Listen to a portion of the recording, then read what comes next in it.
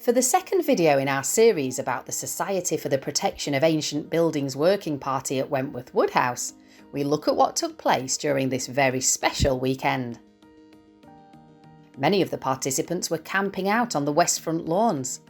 Although very peaceful overnight, the gardens at Wentworth Woodhouse play host to an incredible dawn chorus, which during the first weekend of June begins at around 3:45 a.m. But the early morning birdsong didn't dampen anyone's enthusiasm for the opportunity to be working with the SPAB at Wentworth Woodhouse. This is my first visit to Wentworth Woodhouse. It is a very big, very grand place, and it's a massive challenge, I think, in terms of all the work that needs to be done.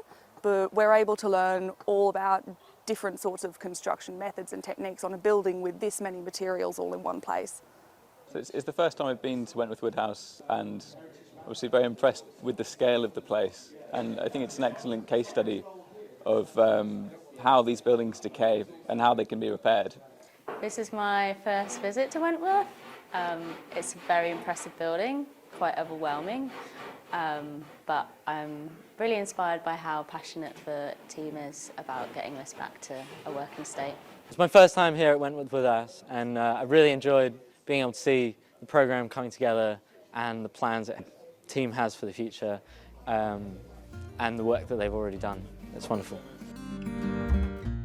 Breakfast for the specialists and participants was made by the Wentworth Woodhouse catering team, and everyone gathered to enjoy the food and some good conversation in the low drawing room from 7:30 each morning. Before work began, a briefing was held covering the activities to be undertaken during the day, allocating participants to the various work sites and discussing any health and safety issues. After that, the day begins, with specialists working with groups of participants, and for this video we're going to start with the carpentry work that was undertaken. I'm Ray, I work and live in Abergavenny, and I am a traditional woodworker.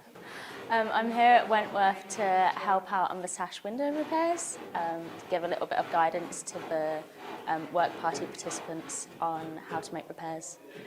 Workshops like this are really important because it gives a lot of people who are maybe a bit more academic in their career more context to their work, but also it's just a real joy to meet other craftspeople and specialists who love old buildings. The window was removed from its resting place in a first floor room that was once a servant's bedroom and taken to the workshop, which is in a part of the old kitchens at Wentworth Woodhouse. This space was originally used as a scullery, but makes a great working area for the participants. After an initial briefing about sash window construction and an assessment of the condition of the window to be worked on, participants get hands-on, doing a whole range of repairs, from removing and replacing old putty to conserving and repairing parts of the window itself. There wasn't a whole lot to repair, but this right-hand section is in pretty good condition. So I've made this little splice piece out of some kiln-dried Douglas fir.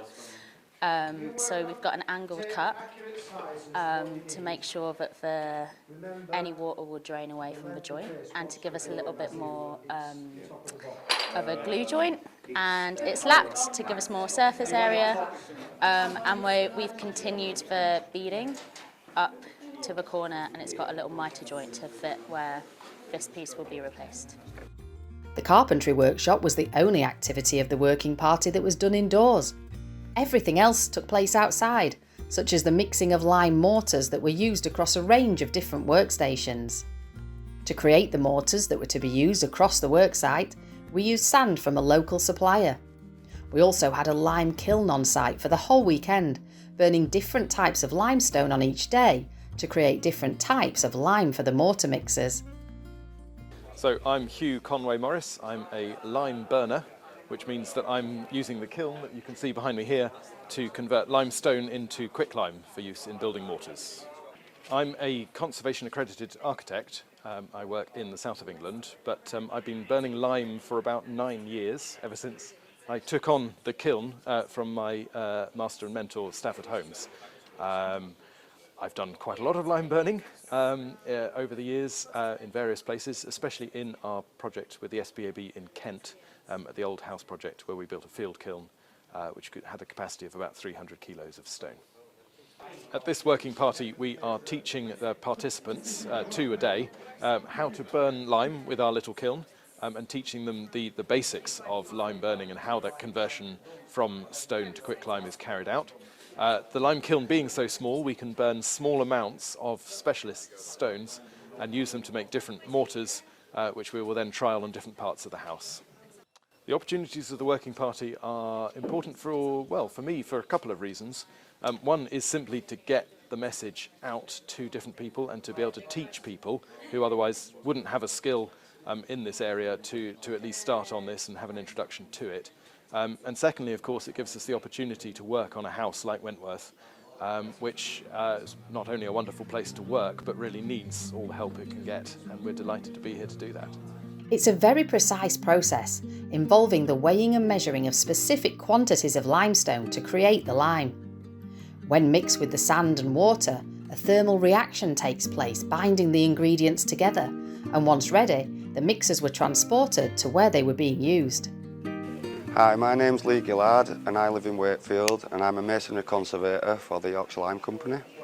I'm a lime mixing specialist, and I've been mixing various mixers for all the craftsmen that's been working on the SPAB party. So we've been doing dry slaking, wet slaking, coal ash mortars, lime putties, lime washers, and lots of other types of various mixers, and then sending them out to be used around Wentworth. And in the gardens, the archaeological work at the ice house was underway. We know from archive records that the ice house was originally thatched, and we hope to find some underground evidence of the structure that would have supported the thatch. So I'm Lucy Marston, I'm the Consultancy Director at Wessex Archaeology, and we're here at Wentworth Woodhouse to undertake some test pits over the top of the ice house to try and gather some information about the material, the date of the mound that's over the top, and how we can feed that information back into the restoration process going forward. Working parties like this are so important because we are starting to lose so many traditional skills and methods, and so this is a really fantastic way that we can get people involved. Elsewhere, great work was being done to the brickwork and stone walling in various areas, along with some roof repairs to the game larder.